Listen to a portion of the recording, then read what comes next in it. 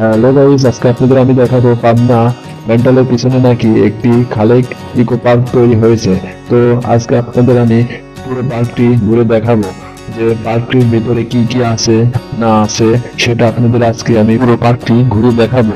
তো গাইস, আর দেরি করবো না, আমরা ভিডিওটি শুরু করতে যাচ্ছি।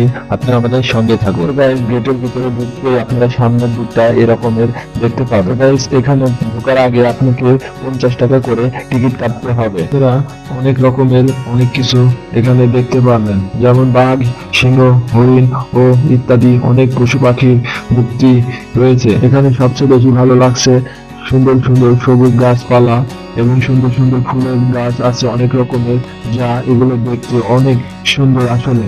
তা আজকে আপনাদের আমি পুরো ভিডিওটির মাধ্যমে পুরো পার্কটি ঘুরে দেখাবো যে এই পার্কে কি আছে আর কি নাই। তো গাইস, আমাদের সঙ্গে থাকুন এবং পুরো ভিডিওটি দেখতে থাকুন। পুরো ভিডিওটি না দেখলে আপনারা বুঝতে পারবেন না, কারণ আপনাদেরকে তো এখানে আসতে হবে ঘুরতে, সময় পাস করতে। আত্মীয় স্বজন বা পরিবারের সবাইকে নিয়ে এখানে আসতে পারেন, এখানে এসে ঘুরে যেতে পারেন।